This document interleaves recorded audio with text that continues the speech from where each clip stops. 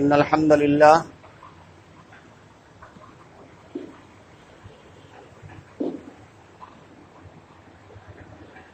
نحمده ونستعينه ونستغفره ونؤمن به ونتوكل عليه ونعوذ بالله من شرور أنفسنا ومن سيئات أعمالنا من يهده الله فلا مضل له ومن يضلل فلا هادي له وأشهد أن لا إله إلا الله وحده لا شريك له وأشهد أن محمدا عبده ورسوله أما بعد فإن خير الحديث كتاب الله وخير الهدي هدي محمد صلى الله عليه وسلم وشر الأمور محدثاتها وكل محدثة بدعة وكل بدعة ضلالة وكل ضلالة في النار. أعوذ بالله من الشيطان الرجيم. بسم الله الرحمن الرحيم.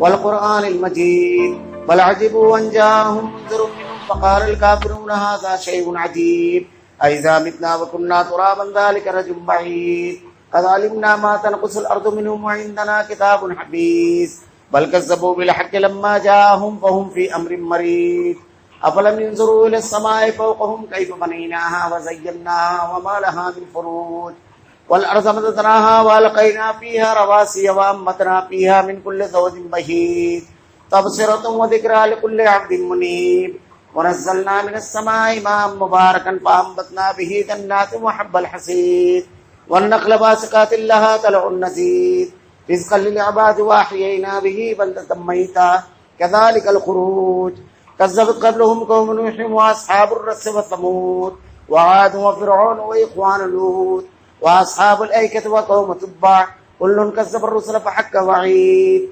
أفعينا بالخلق الأول بل هم في لبس من خلق جديد. قال الله تعالى في القرآن المجيد والفرقان الحميد أعوذ بالله السميع العليم من الشيطان الرجيم. بسم الله الرحمن الرحيم. وإذ زاغت الأبصار بلغت القلوب الحناجر وتظنون بالله الظنون هنالك ابتلي المؤمنون وزلزلوا زلزالا شديدا إذ يقول المنافقون. تمام تعریفیں اللہ رب العالمین کے لیے جو تمام جہانوں کا یک و تنہا خالق و مالک ہے، اور بے شمار درود و سلام اللہ کے آخری نبی حضرت محمد صلی اللہ علیہ وسلم. معزز حاضرین، اللہ کے رسول صلی اللہ علیہ وسلم کی سیرت طیبہ کا اگر آدمی مطالعہ کرتا ہے تو اللہ کے رسول صلی اللہ علیہ وسلم کی سیرت میں یہ بات بالکل صاف اور واضح طور پر نظر آتی ہے کہ آپ کی پوری زندگی جہد مسلسل اور عمل پیہم کا مجسم نمونہ تھی، اور زندگی کے تمام مراحل پر آپ انتہائی مخدوش حالات، انتہائی طاقتور دشمنوں کے نرغے میں اور انتہائی منظم اور سازشی گروہ کے درمیان رہے، لیکن اللہ رب العالمین کے فضل و کرم اور آپ کی محنتوں سے رب العالمین نے ہر محاذ پر آپ کو کامیابی عطا فرمائی. میں نے خطبہ مسنونہ کے بعد سورہ احزاب کی کچھ آیتیں تلاوت. یہ جو سورہ احزاب ہے، انہی آیتوں کے آگے اللہ رب العالمین نے ارشاد فرمایا لقد کان لکم فی رسول اللہ اسوۃ حسنہ لمن کان یرجو اللہ والیوم الآخر. رسول کی زندگی تمہارے لیے بہترین اسوہ نمونہ ہے ان لوگوں کے لیے جو آخرت پر ایمان رکھتے ہیں. یعنی جو لوگ آخرت پر ایمان رکھتے ہیں، مرنے کے بعد اٹھائے جانے پر یقین رکھتے ہیں، وہ زندگی کے تمام معاملات میں اللہ کے نبی صلی اللہ علیہ وسلم کو اسوہ نمونہ بناتے ہیں. اب اگر ایک شخص اللہ کے رسول صلی اللہ علیہ وسلم کو زندگی کے ہر معاملے میں اسوہ نمونہ بنائے تو اللہ کے نبی صلی اللہ علیہ وسلم کی سیرت طیبہ آپ کی زندگی کے نشیب و فراز اور آپ کی زندگی کے اقدامات اور احکامات اس کی نظر میں ہونا چاہیے. جو اللہ کے نبی صلی اللہ علیہ وسلم کی سیرت ہی سے نابلد ہو، جانتا ہی نہ ہو اللہ کے نبی کی سیرت کہ اللہ کے رسول صلی اللہ علیہ وسلم نے کیسی زندگی گزاری اور کن مراحل اور کن مقامات پر کیسے اقدامات کیے اور کیا احکامات دیے، جو شخص یہ جانے ہی نہ وہ اللہ کے نبی صلی اللہ علیہ وسلم کی سیرت کے اوپر عمل کس طرح کر سکتا ہے؟ کیونکہ علم کے بغیر عمل ممکن نہیں ہے. بلکہ اگر علم کے بارے میں آپ دیکھیں، امام بخاری رحمۃ اللہ علیہ نے باب باندھا ہے پہلے علم پھر ایمان. آدمی پہلے یہ جانے گا کہ اللہ ایک ہے، پھر وہ یہ مانے گا کہ اللہ ایک ہے. جاننا ضروری ہے ماننے کے لیے.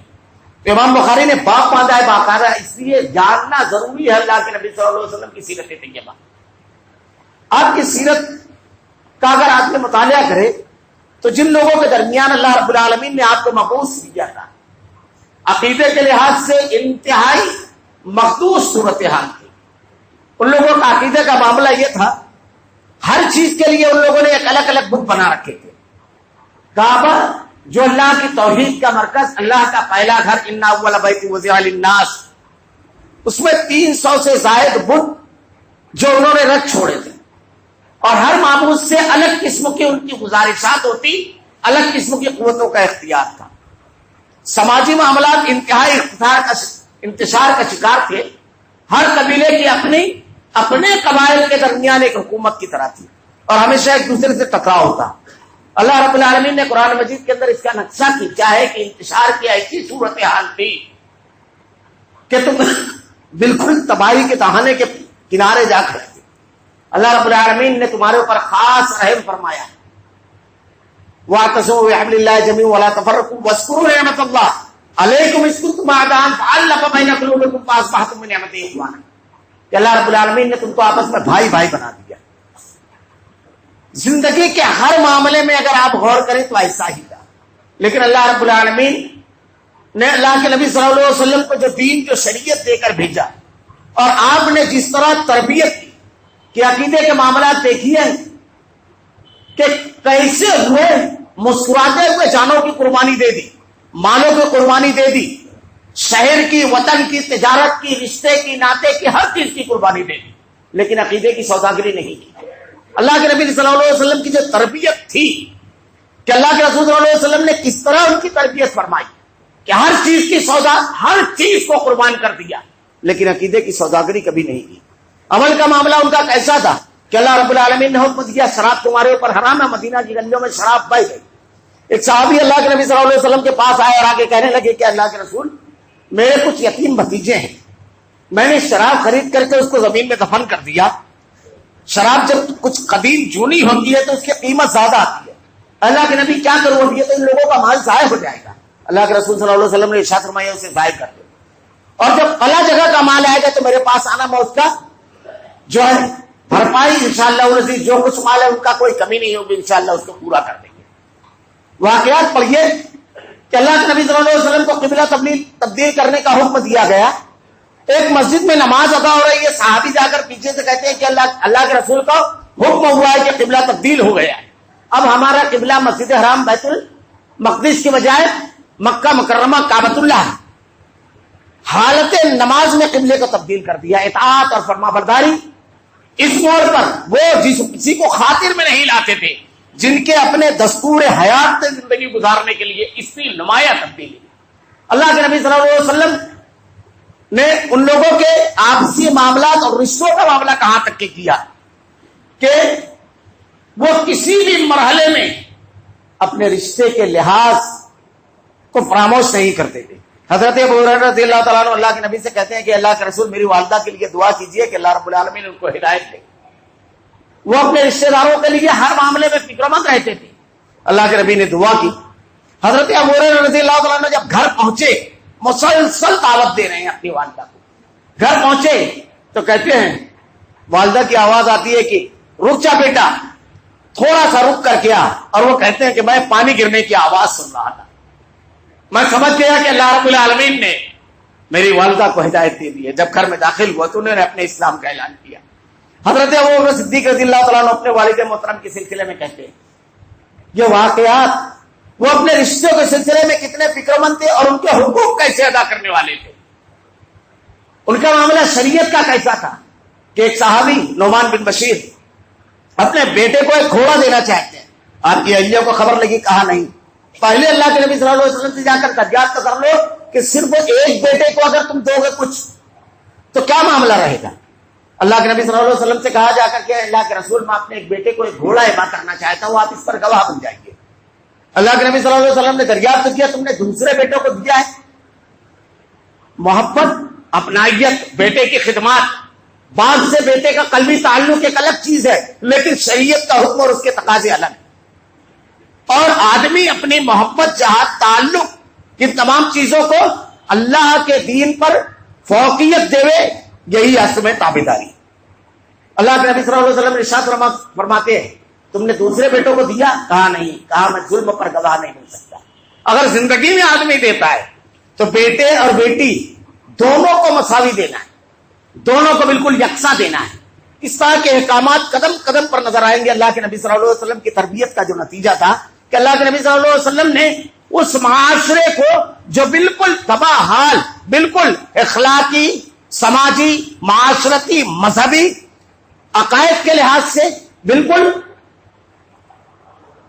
بکھرا ہوا معاشرہ، اسے دنیا کے لیے ایک مثال بنا دیا اللہ کے نبی صلی اللہ علیہ وسلم نے۔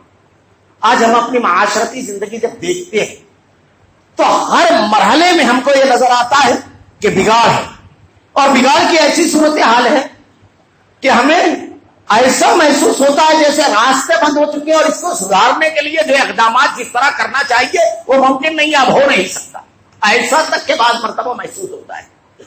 کیا یہ ممکن نہیں ہے؟ اللہ کے نبی صلی اللہ علیہ وسلم کی سیرت میں اس کے اسباب موجود ہیں۔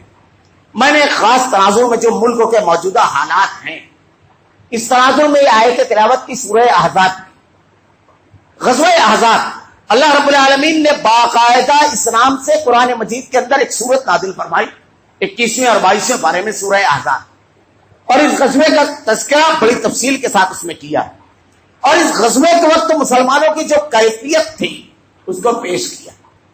اس غزوے کے اسباب کیا تھے؟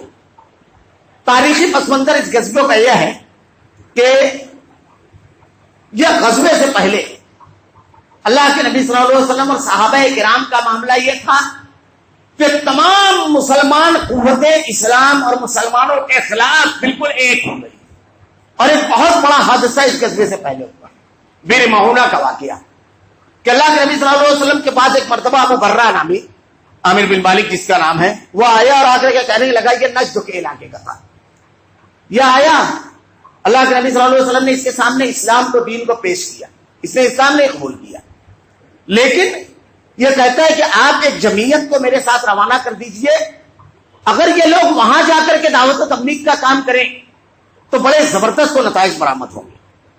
اللہ کے نبی صلی اللہ علیہ وسلم نے 70 صحابہ کرام کو اس کے ساتھ روانہ کیا۔ یہ جب ان کو لے کر کے چلا، ایک مقام پر پہنچنے کے بعد اس علاقے کے لوگوں نے غداری کی اور صحابہ کرام کے خلاف تمام کے تمام اطراف کے قبیلے کے لوگ جمع ہو گئے اور صحابہ کرام پر حملہ کر دیا۔ یہ صحابہ کرام جنگ کی غرض سے نہیں گئے تھے، نہ جنگی ہتھیار اور آلات ان کے پاس تھے ویسے، بلکہ یہ دعوت و تبلیغ کے لیے گئے تھے۔ جب ایک دم اچانک حملہ ہوا تو صحابہ کرام نے مقابلہ کیا۔ 2 صحابی جو ہے ان کے اونٹوں کو چرانے کی غرض سے لے کر کے گئے ہوئے تھے۔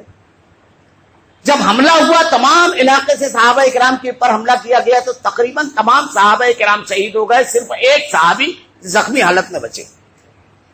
ان دونوں صحابہ کرام نے جب پرندوں کے غول کو دیکھا وہاں پر منڈلاتے ہوئے تو یہ فوراً واپس آئے، اور واپس آ کر کے جب منظر دیکھا تو صحابہ کرام شہید ہو چکے تھے، یہ بھی جنگ میں شہید ہو گئے، لیکن اس میں جو ایک صحابی تھے وہ گرفتار کر لیے گئے۔ جب ان کو گرفتار کر لیا گیا تو ان کے قبیلے کے بارے میں جب علم ہوا کہ حضرمی قبیلے کے ہیں تو ان کو چھوڑ دیا گیا۔ آگے کے بال پیشانی کے کاٹ کر کے یہ اللہ کے نبی صلی اللہ علیہ وسلم کے پاس آئے اور آ کے پورے واقعے کو بیان کیا۔ اتنا زبردست و حادثہ تھا یہ مسلمانوں کے لیے۔ 70 افضل صحابہ کرام انتہائی زبردست، پوروں کو دھوکے سے لے جا کر کے شہید کر دیا گیا۔ اللہ کے نبی صلی اللہ علیہ وسلم، اس میں ایک واقعہ یہ ہوا بیچ میں کہ وہ صحابی جو زندہ بچ گئے تھے جب وہ لوٹ رہے تھے تو ایک مقام پر اسی علاقے کے 2 آدمیوں کو دیکھا کہ وہ اونٹ بیٹھا رہے ہیں، یہ بھی وہیں پر رکے ہوئے تھے۔ ان کو جب غفلت میں پایا تو دونوں کو قتل کر دیا، اور یہ انہوں نے سمجھا کہ میں نے اپنے بھائیوں کے خون کا بدلہ لے لیا، حالانکہ ان کے پاس اللہ کے رسول صلی اللہ علیہ وسلم کا عہد تھا کہ وہ حفاظت میں، یہ ان کو خبر نہیں تھی۔ اللہ کے نبی صلی اللہ علیہ وسلم کو جا کر کے پورا واقعہ بیان کیا تو اللہ کے رسول صلی اللہ علیہ وسلم کا بنو نذیر سے یہ معاہدہ تھا اور بنو قریظہ سے، مدینہ کے یہ جو دو یہودی قبیلے تھے، ان سے یہ معاہدہ تھا کہ اگر کوئی معاملہ ہوگا، جنگ ہوگی تو ساتھ دیں گے، اور اگر قتلوں کی دیت دینے کی بات رہے گی تو اس میں بھی تعاون کریں گے، ہم تمہارا اور آپ ہمارا کریں گے۔ اللہ کے رسول صلی اللہ علیہ وسلم جب بنو نذیر کے لوگوں کے یہاں گئے دیت کے لیے تو ان لوگوں نے یہ کیا، حی بن اخطب جو ان کا سردار تھا یہودی، انہوں نے اللہ کے نبی صلی اللہ علیہ وسلم، حضرت ابوبکر صدیق، حضرت عمر فاروق اور دیگر صحابہ کرام کو دیوار کے آڑ میں کہا آپ بیٹھیے، ہم لوگ اپنے لوگوں کو جمع کر کے سرمایہ جمع کر لیتے ہیں، اور آپس میں یہ مشورہ کیا کہ یہ موقع بہت اچھا ہے اللہ کے رسول صلی اللہ علیہ وسلم کو کے اوپر حملہ کیا جائے۔ تو ان لوگوں میں سے ایک شخص نے جس کی ذمہ داری لی اور ایک چکی کا پاٹ لے کر کے قلعے کی دیوار پر گیا تاکہ اللہ کے رسول صلی اللہ علیہ وسلم پر گرا دے۔ انہی لوگوں میں ایک آدمی تھا، وہ کہتا ہے کہ سنو، تم جس شخص کے بارے میں یہ فیصلہ کر رہے ہو اور جو کرنے والے ہو یہ اللہ کے نبی ہیں، اللہ تعالیٰ ان کو باخبر کر دے گا اس سے، تم یہ نہ کرو۔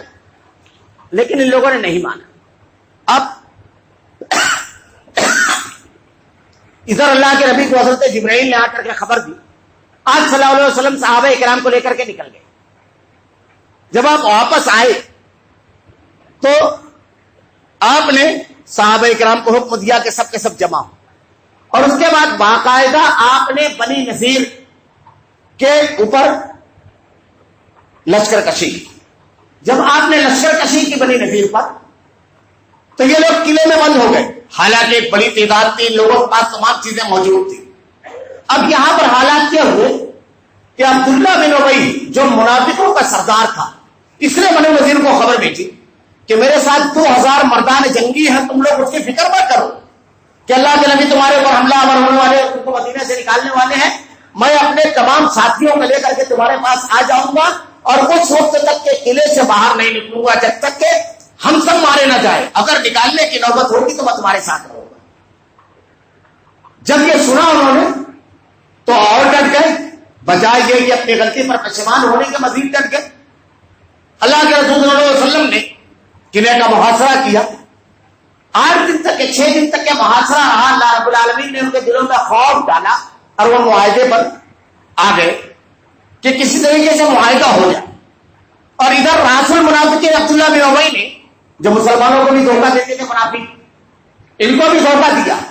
ایک طبقہ منافقین کا جو ہے ہر دور میں ہوتا ہے، اور یہ طبقہ ہوتا ہے جب مشکل حالات ہوتے ہیں تو کبھی یہ سامنے بالکل مقابل میں نہیں ہوتا ہے، لیکن جب مشکلات دور ہوتی ہے مسلمانوں کے اوپر، اہل ایمان کے اوپر یا دینی جماعتوں کے ساتھ، تو پھر ان کا معاملہ یہ ہوتا ہے کہ بیٹھ کر تبصرہ کرتے ہیں، ارے وہ تو ایسا نہیں، ایسا کرنا چاہیے تھا، اور ہم تو یہ کرنے والے تھے، ہمارا تو یہ پروگرام تھا۔ سمجھ لیجیے میدان عمل میں جو اللہ کے دین کی بقا، اس کی سربلندی، اس کی بڑائی کے وقت جو میدان عمل میں موجود نہ ہو، بعد میں تبصرہ کرے اور سب سے آگے آ کر کے اپنے آپ کو یہ ظاہر کرے کہ میں سب سے بڑا اس سلسلے میں قربانی دینے والا ہوں، سمجھ لیجیے کہ اس کا طبقہ کون سا ہے۔ منافقین کی پوری صفتیں بار بار تاریخ میں بیان کی گئی ہے، یہ مسلمانوں کے درمیان رہتے ہیں، ان کا کام ہے صرف اور صرف دھوکہ دینا اور مشکل حالات میں اعتراض کرنا، یا تو اپنے گھروں میں بیٹھے رہنا۔ اللہ کے نبی صلی اللہ علیہ وسلم نے بنو نذیر کو حکم دیا کہ تمہارا معاملہ یہ ہے کہ تمام لوگوں کے ساتھ ہتھیار چھوڑ کر کے نکل جاؤ یہاں سے۔ یہ ہتھیار چھوڑ کر کے نکل گئے، گھر کو جال دیا، کھڑکیاں، دروازے، کڑیاں نکال لی، کچھ لوگ جا کر کے خیبر میں بس گئے، کچھ لوگ بلاد شام کی طرف گئے۔ یہ حالات ہیں غزوہ احزاب سے پہلے۔ اب جب یہ لوگ وہاں گئے تو چونکہ فتنہ پرور قوم تھی، ان لوگوں نے یہ کیا، ایک ڈیلیگیشن بنایا 20 آدمیوں کا، اور پہلے مکہ المکرمہ گئے اور مکہ کے لوگوں کو اکسایا کہ اللہ کے نبی صلی اللہ علیہ وسلم اور صحابہ کرام پر سب مل کر کے حملہ کرتے ہیں. تو ادھر سے حملہ کرنا، ہم اندر سے حملہ کریں گے، اور بنو قریظہ جو ہیں ان کو ہم بھڑکائیں گے، اور دیگر قبائل کو بھی ہم ابھارتے ہیں. اب صرف یہ نہیں کہ مکہ، قرآن نے اس کا نقشہ کھینچا ہے کہ اوپر اور نیچے ہر طرف سے دشمن تمہارے اوپر چڑھائے، ہر طرف سے دشمن. اگر آج حالات کا جائزہ لیں گے اور اللہ کے نبی صلی اللہ علیہ وسلم کی اس وقت کی حکمت عملی پر غور کریں کہ اللہ کے نبی صلی اللہ علیہ وسلم نے کیا حکمت عملی اختیار کی تھی. بنو غطفان کا جو قبیلہ کا نسل جو قبائل تھے، اس طرح ایک دورہ کیا. یہ سارے قبائل اللہ کے نبی کو، صحابہ کرام کو اور مسلمانوں کو ختم کرنے کے لیے متفق ہو گئے. 10,000 کا ایک لشکر جرار جمع کیا. یہ اس طرف کے حالات چل رہے ہیں. اللہ کے نبی صلی اللہ علیہ وسلم کی صورتحال کیا تھی؟ آپ کو ایک ایک پل کی دشمن کی خبر تھی، ایک ایک پل کی دشمن کیا کر رہا ہے. آپ کی قیادت جو تھی، ہر وقت آپ دشمن کی خبر رکھتے تھے. ایک آدمی اگر حق اور باطل کے معرکے میں ہے، صحیح اور غلط کے میدان میں ہے، تو اس کو ہر وقت یہ خبر رہنا چاہیے کہ اہل ایمان کی جماعت کو نقصان پہنچانے والی قوتیں کس حالت میں اور کون سے شک میں ہیں، اور ایسے حالات میں ہم کو کون سا قدم اٹھانا ہے. آپ سیرت طیبہ پوری پڑ جائیے. اللہ کے رسول صلی اللہ علیہ وسلم جب مکی زندگی میں تھے، مکہ میں حضرت ابو ذر غفاری رضی اللہ تعالیٰ ان کو معلوم پڑا کہ محمد نامی ایک شخص جس نے نبوت کا دعویٰ کیا، اپنے بھائی انیس کو بھیجا. یہ جا کر کے خبر لے کر آئے، لیکن اطمینان نہیں ہوا. کہا تم رکو میں جاتا ہوں. حضرت ابو ذر غفاری رضی اللہ تعالیٰ نے جب مکہ گئے تو یہ کہتے ہیں بقابت اللہ میں پڑا رہا دن بھر. حضرت علی رضی اللہ تعالیٰ نے آئے، کہا تم مسافر لگتے ہو؟ کہا ہاں. کہا چلو میرے گھر. صبح پھر کعبہ میں آ گئے، اور یہ صرف اور صرف زمزم پی کر کے رہتے تھے. بعض لوگوں نے تو کافی تعداد لکھی ہے دن کی. دوسرے روز پھر حضرت علی رضی اللہ تعالیٰ نے رات کے وقت آئے، کہا کہ شاید تمہارا کام نہیں ہوا، چلو میرے یہاں مہمان رہو. پھر لے کر گئے. تیسرے روز بھی جب یہی معاملہ ہوا تو حضرت ابو ذر غفاری رضی اللہ تعالیٰ نے کہا میں خاص غرض سے آیا ہوں، اگر تم میری غرض پوری کر دو، کسی کو نہ بتاؤ، رازداری برتو، تو میں بتاؤ. آپ نے پوچھا کیا معاملہ ہے؟ کہا میں نے سنا ہے کہ محمد صلی اللہ علیہ وسلم نامی ایک شخص ہے جس نے نبوت کا اعلان کیا ہے، میں اسی کی تحقیق کے سلسلے میں آیا. حضرت علی رضی اللہ تعالیٰ نے ارشاد فرمایا اگر یہ معاملہ ہے، یہ ایسے حالات تھے کہ مکہ میں اللہ کے نبی صلی اللہ علیہ وسلم سے معمولی سی بھی اگر کوئی شخص یہ خبر دے دیتا کہ ان سے آپ کا کوئی تعلق ہے، تو اس کی تمام چیزیں داؤں پر لگ جاتی. حضرت علی رضی اللہ تعالیٰ نے حضرت ابو ذر غفاری رضی اللہ تعالیٰ کو کہا سنو، صبح جب ہم لوگ چلیں گے میں لے کر چلوں گا. شعب ابی طالب میں اللہ کے نبی صلی اللہ علیہ وسلم صحابہ اکرام کے ساتھ چھپ کر کے عبادت کیا کرتے تھے، اور ان کی تربیت، نہ تربیت کا کام بن ہوا ایسے حالات میں، نہ دعوت کا کام. حالات اتنے مخصوص تھے. اللہ کے رسول صلی اللہ علیہ وسلم کے پاس لے جانے کے لیے انہوں نے یہ کیا، میرے پیچھے پیچھے آنا، اور اگر کوئی ایسا شخص نظر آ جائے جو ہم لوگوں پر بڑی گہری نظر رکھے ہوئے ہے اور جو تمہاری اور ہماری سب کی تکلیف کا سبب بن سکتا ہے، تو میں دو کام کروں گا. یا تو میں جوتے کا تسمہ سیدھا کرنے لگوں گا اور تم آگے بڑھ جانا جیسے میں مجھ سے تمہارا کوئی تعلق نہیں ہے، یا دیوار کی طرف بڑھ جاؤں گا لیکن تم رکنا نہیں، تم آگے بڑھ جانا. حضرت ابو ذر غفاری رضی اللہ تعالیٰ سے گفتگو کر کے آپ لے کر گئے. آپ پوری سیرت پڑھ جائیں گے. یہ جب لے کر کے اللہ کے نبی کے پاس گئے اور اللہ کے رسول نے جب دین پیش کیا، آپ نے فوراً دعوت قبول کر. اس کے بعد اللہ کے نبی نے آپ کو حکم دیا کہ اب اس کو چھپا کر رکھو. کہا میں نہیں چھپاؤں گا. کعبۃ اللہ میں آ کر کے اعلان کیا، لوگ پل پڑے، مارا لوگوں نے حضرت ابو ذر غفاری رضی اللہ تعالیٰ نے. کچھ لوگ آئے اور کہا یہ قبیلہ بنو غفار کے، تمہارے قافلے انہی کے قبیلے کے پاس سے گزرتے ہیں، تمہارے قافلے محفوظ نہیں رہ جائیں گے. لوگ رک گئے. اس پورے واقعے میں ایک چیز پر غور کیجیے کہ اللہ کے نبی صلی اللہ علیہ وسلم کے ساتھ بہت کم صحابہ کرام تھے، لیکن آپ کا نیٹ ورک اتنا مضبوط تھا کہ وہ تمام لوگ نظر رکھتے تھے کہ مکہ میں کون شخص ہے جو نیا آیا ہے، اور اگر یہ قافلے کے ساتھ تجارت کے لیے نہیں آیا ہے، کسی رشتے دار کے لیے نہیں آیا ہے، تو پھر کس لیے آیا ہے. پورے مکہ کو خبر نہیں ہو سکی کہ حضرت ابوذر غفاری رضی اللہ تعالیٰ عنہ کس لیے آئے، لیکن اللہ کے نبی صلی اللہ علیہ وسلم نے صحابہ کرام کا اس طرح انتظام و انصرام کر کے رکھا تھا کہ پہلی ہی نظر میں حضرت علی رضی اللہ تعالیٰ عنہ کو سمجھ میں آ گیا، اور آپ کے پیچھے حضرت علی رضی اللہ تعالیٰ عنہ کو اللہ کے نبی نے منتخب کر کے آپ کے پیچھے کر دیا۔ حضرت ابوذر غفاری رضی اللہ تعالیٰ عنہ نے اسلام قبول کیا۔ یہ پورے حالات، تو قائد کو اتنا ذہین ہونا چاہیے اور اس کی نظریں اتنی وسیع ہونا چاہیے حالات کے اوپر کہ آپ کا مخالف کیا قدم اٹھا رہا ہے، کون سی قوت کا استعمال کر رہا ہے، کتنے منظم انداز میں اقدام کر رہا ہے، یہ سب چیزیں ہماری نظر میں ہونا چاہیے، اور پھر ان حالات میں ہم کو کیا اقدام کرنا ہے اس مناسبت سے قدم اٹھانا چاہیے۔ اللہ کے نبی صلی اللہ علیہ وسلم کے پورے حالات پر خبر تھی، پورے حالات پر نظر تھی۔ ادھر مشرکین مکہ سب جمع ہو رہے ہیں، اللہ کے نبی صلی اللہ علیہ وسلم نے صحابہ کرام کو جمع کیا۔ حالات ایسے ہیں کہ اندر اور باہر دونوں طرف سے خدشہ ہے، اور بہت بڑی تعداد، اور 3000 پھر وہ مسلمان تھے بس۔ اللہ کے نبی نے جمع کیا اور مشورہ کیا۔ حضرت سلمان فارسی رضی اللہ تعالیٰ عنہ نے ارشاد فرمایا کہ ایسے حالات جب ہیں تو مدینہ کی صرف ایک سمت سے حملہ ہوگا، ہمیں چاہیے کہ خندق کھود لیں، ہم محفوظ ہو جائیں گے۔ اللہ کے رسول صلی اللہ علیہ وسلم نے مشکل حالات میں پہلا کام یہ کیا کہ تمام لوگوں کو مشورہ دیا۔ اللہ نے ارشاد فرمایا وَشَاوِرْهُمْ فِي الْأَمْرِ فَإِذَا عَزَمْتَ فَتَوَكَّلْ عَلَى اللَّهِ، مشورہ کرو، اور مشورے میں جب اتفاق رائے ہو جائے تو اللہ کے اوپر توکل کر کے اس میں جم جا۔ صرف ایسا نہیں کہ جو میری زبان سے نکلا بس وہی دستور اور قانون، آدمی اپنا حکم چلا دے، چاہے سمجھے نہ سمجھے۔ اس میدان کے ماہرین کو جمع کیا جائے جس میدان میں آپ کام کر رہے ہیں۔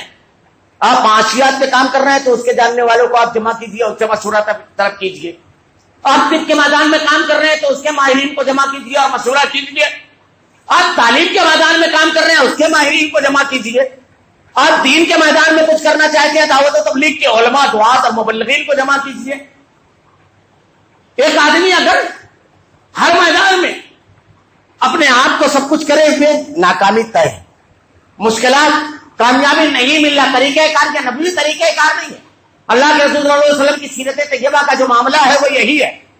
آپ نے سب کو جمع کیا، جب یہ رائے دی تو آپ نے کام کو اس طرح تقسیم کیا کہ ہر 10 آدمی کے ذمے ایک کام دیا کہ آپ کو 40 ہاتھ خندق کھودنا ہے۔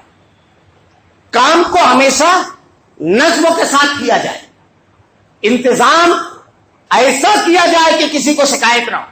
اب اگر اسی طرح چھوڑ دیا جائے کہ چلو کھودو تو یہ شکایت آئے کہ فلاں تو بیٹھا ہی رہتا ہے، فلاں جو ہے وہ بہت کم کام کرتا ہے۔ اللہ کے نبی صلی اللہ علیہ وسلم نے سب میں تقسیم کر دیا اور خود بھی اس میں لگ گئے۔ جب یہ خندق کھودی جا رہی تھی تو کچھ واقعات اس میں ہوئے۔ بھوک اور پریشانی ایسی تھی، روزگار پورے بند تھے۔ اب ایسے حالات میں جب کہ پورے روزگار بند ہے، ہر طرف سے جان کا خطرہ ہے، لیکن صحابہ کرام اللہ کے نبی صلی اللہ علیہ وسلم کی اطاعت اور فرما برداری کر رہے ہیں اور اسلام کے لیے، دین کے لیے، اللہ کے دین کی حفاظت کے لیے ڈٹے ہوئے ہیں۔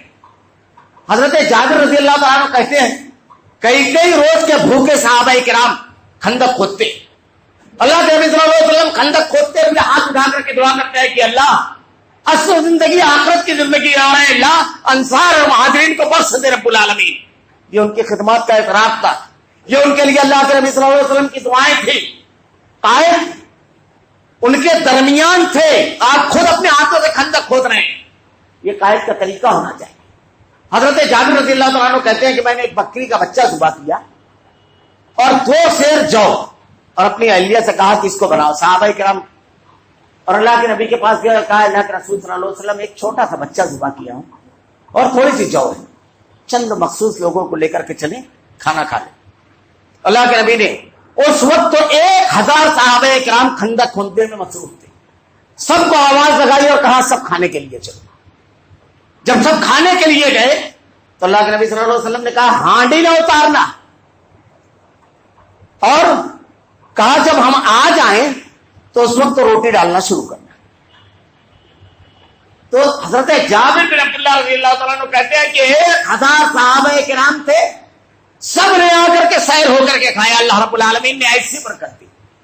جب اخلاص ہوتا ہے جب ہر حالت میں اللہ کی اور اس کے رسول کی اطاعت اور فرما برداری ہوتی ہے تو اللہ رب العالمین کی مدد اس طرح آتی ہے.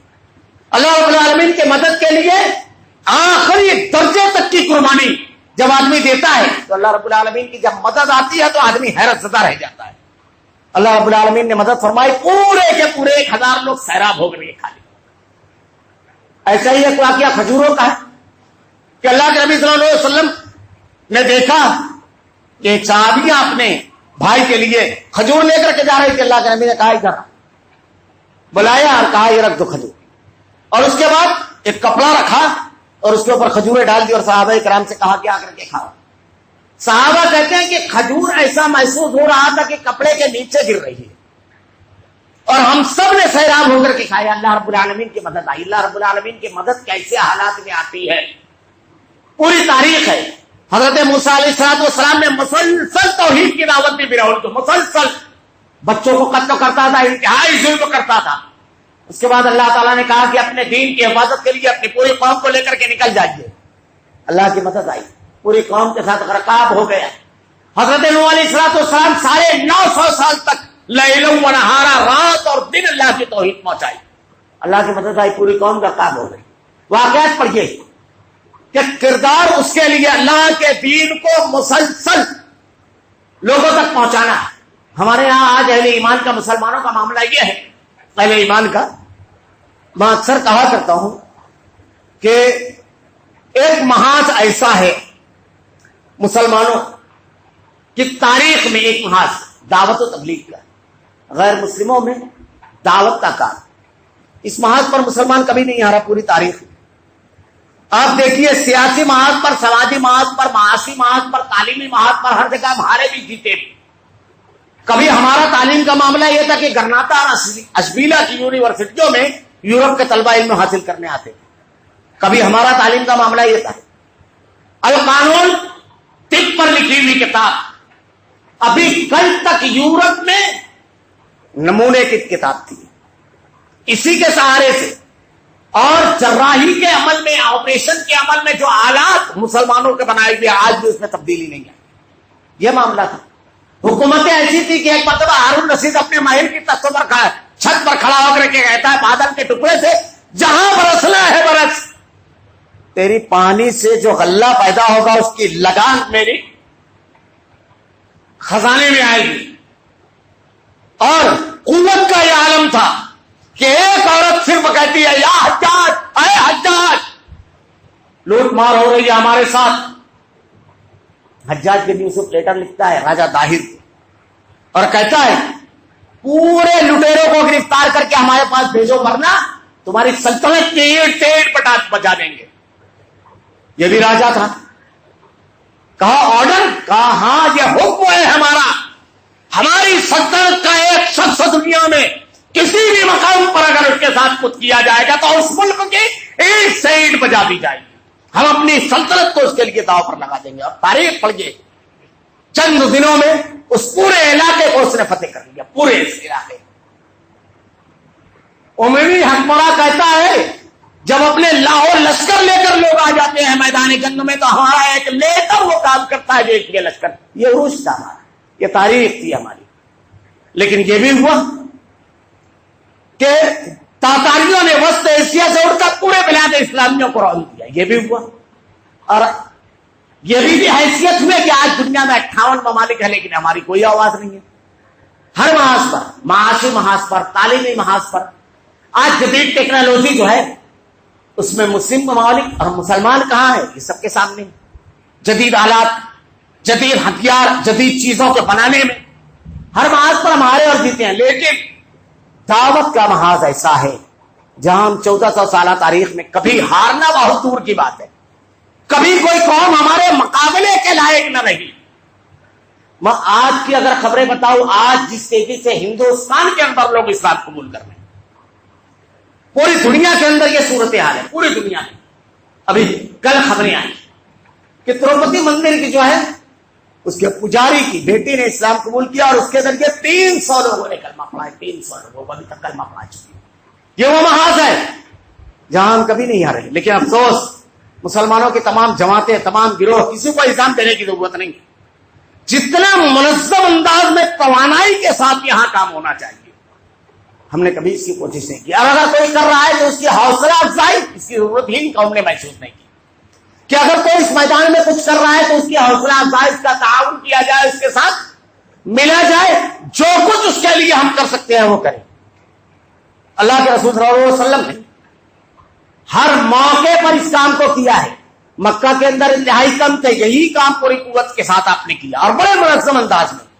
وہ افراد جو قربانی دینے والے تھے، جو اللہ کے نبی کے ایک حکم پر اپنی جان و مال سب قربان کرنے والے تھے، وہ یہی دعوت کی بنیاد پر اللہ کے نبی کو فراہم ہوئے تھے، ملے تھے اسی بنیاد پر.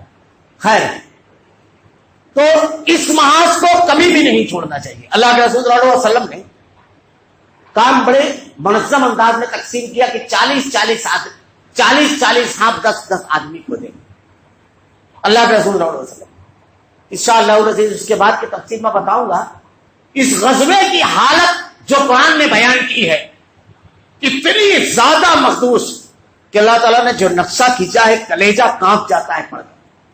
وَإِذْ زَاغَتِ الْأَبْصَارُ وَبَلَغَتِ الْقُلُوبُ الْحَنَاجِرَ وَتَظُنُّونَ بِاللَّهِ الظُّنُونَ. تمہارے کلیجے حلق میں آ کر اٹک گئے. وہ کیا تھا؟ سامنے 10,000 کا لشکر جزا، اندر ایک قبیلہ تھا بنو قریظہ. اس سے اللہ کے نبی صلی اللہ علیہ وسلم کا معاہدہ تھا کہ اگر ہم جنگ کریں گے تو آپ ہمارے ساتھ رہیں گے.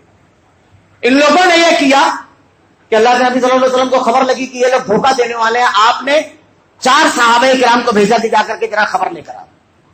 جب یہ چاروں صحابہ کرام گئے، حضرت سعد بن معاذ، سعد بن عبادہ، عبداللہ بن رواحہ اور حضرت حضرت، یہ چاروں صحابہ جب پہنچے وہاں تو اللہ کے نبی نے کہا کہ اگر وہ لوگ معاہدہ توڑ چکے ہوں گے، بغاوت اور سرکشی پر آمادہ ہوں گے تو سب کے سامنے آ کر کے مت بتانا، حوصلہ نہ ٹوٹ جائے.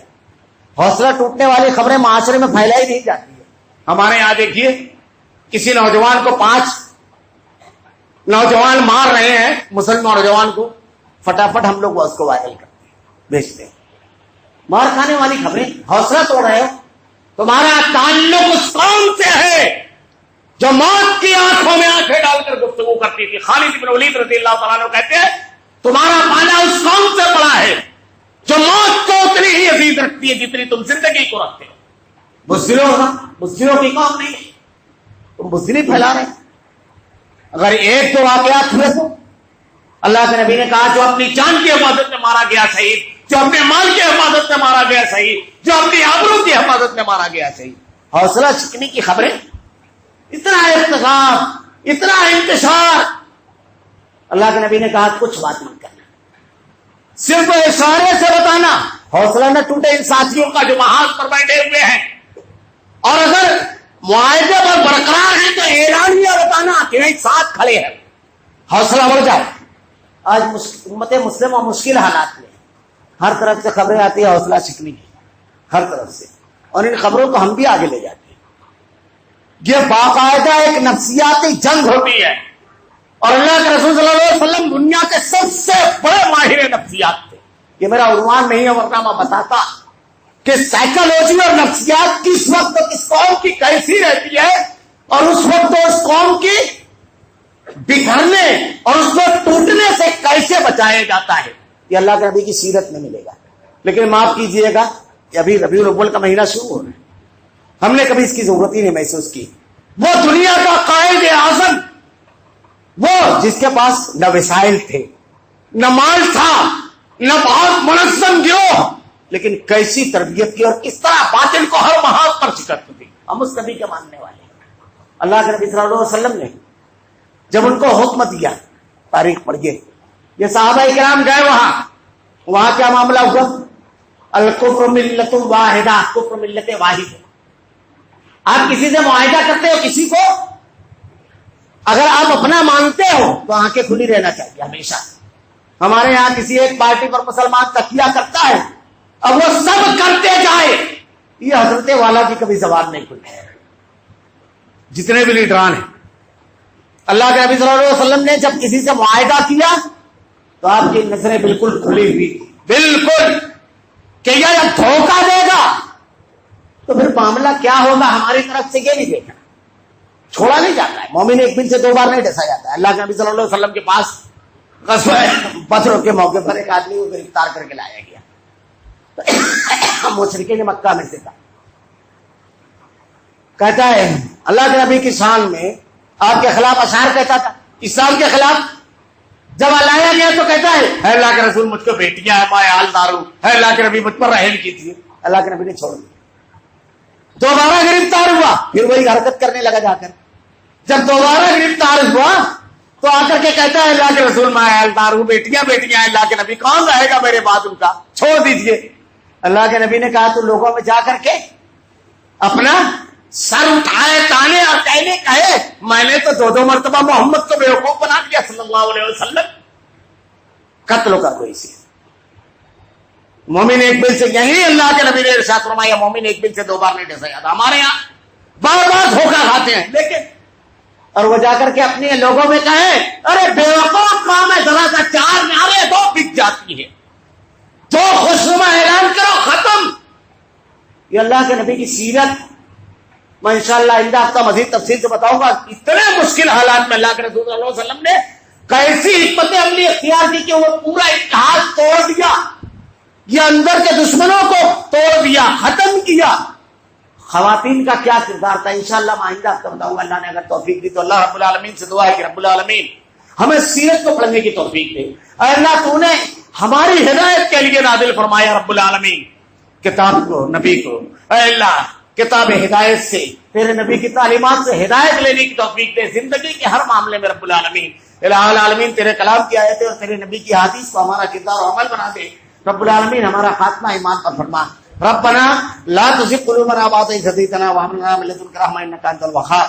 بارك الله لنا ولكم في القرآن المجيد ونفعنا وإياكم بالآيات والذكر الحكيم إنه تعالى جواد كريم ملك الرؤوف الرحيم. الحمد لله نحمده ونستعينه ونستغفره ونؤمن به ونتوكل عليه ونعوذ بالله من شرور أنفسنا ومن سيئات أعمالنا من يهده الله فلا مضل له ومن يضلل فلا هادي له واشهد ان لا اله الا الله وحده لا شريك له واشهد ان محمدا عبده ورسوله. اما بعد اعوذ بالله من الشيطان الرجيم بسم الله الرحمن الرحيم. ان الله يأمر بالعدل والإحسان وإيتاء ذي القربى وينهى عن الفحشاء والمنكر والبغي يعظكم لعلكم تذكرون. اذكروا الله يذكركم وادعوه يستجب لكم ولذكر الله تعالى اعلى جل واتم وهم واكبر.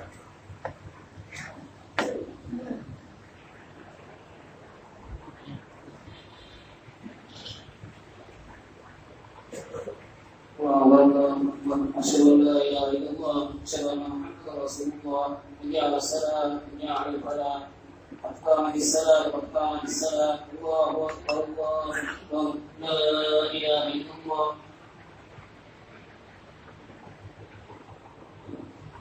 صفوں کو درست کرنے میں قدم سے قدم اور کاندھے سے کاندھا ملانے میں مردوں میں جس شخص کا کپڑا ٹخنے سے نیچے ہوا اپنا کپڑا ٹخنے سے اوپر کر لو. اللہ اکبر.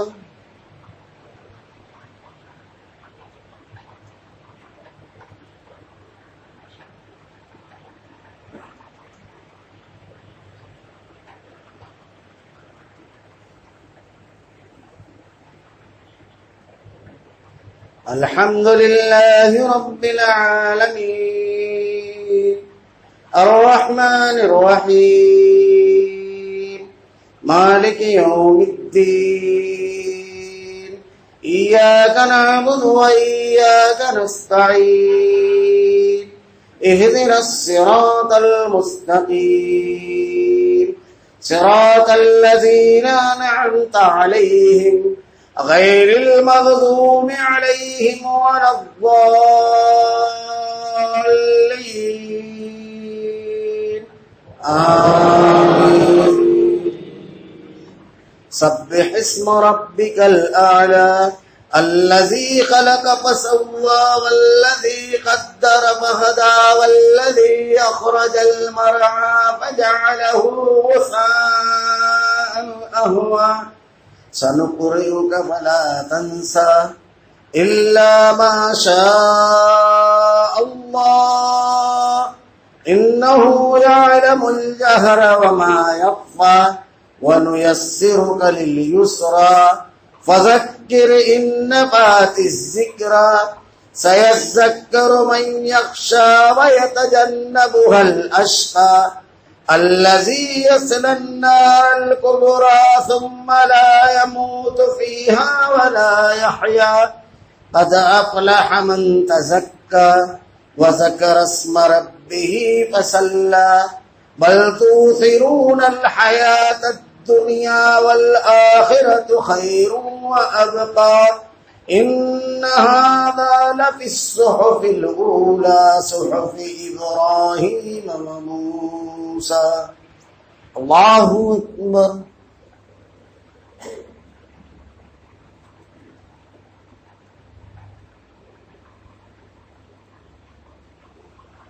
سمع اللہ لمن حمدہ. اللہ اکبر.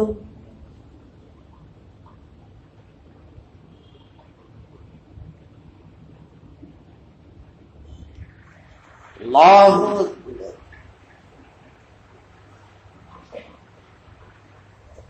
اللہ اکبر.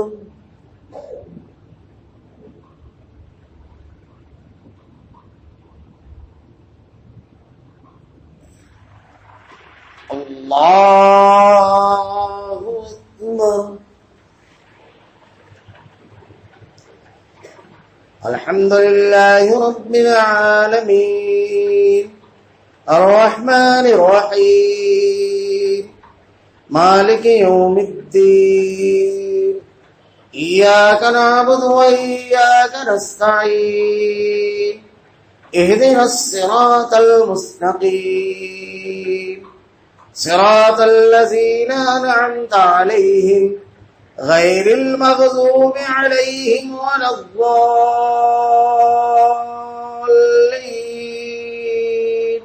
آمين.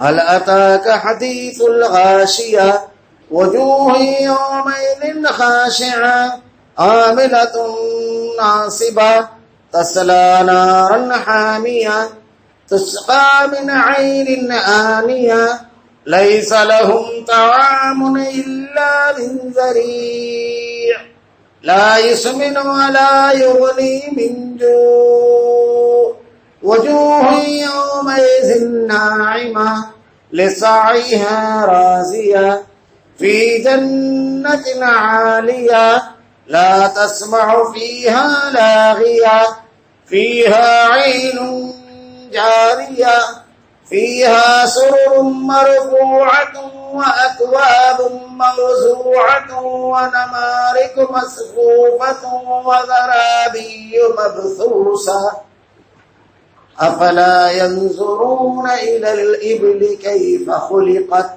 وإلى السماء كيف رفعت وإلى الجبال كيف نصبت وإلى الأرض كيف سطحت فذكر إنما أنت مذكر لست عليهم بمسيطر إلا من تولى وكفر فيعذبه الله العذاب الأكبر إن إلينا إيابهم ثم إن علينا حسابهم. اللہ اکبر.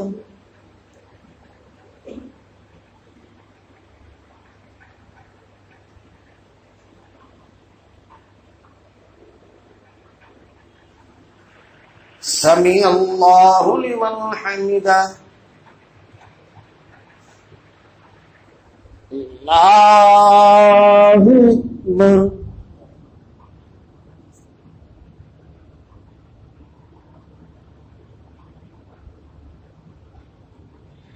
اللہ اکبر. اللہ اکبر.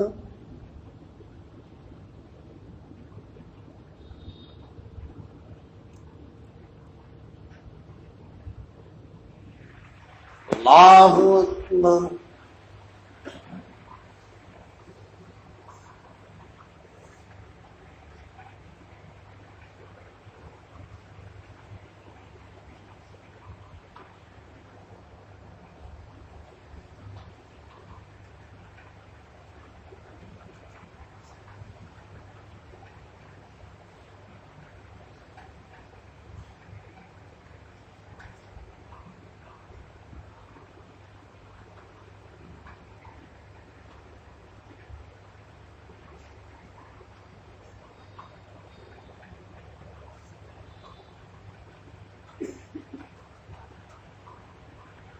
السلام علیکم ورحمۃ اللہ. السلام علیکم ورحمۃ اللہ.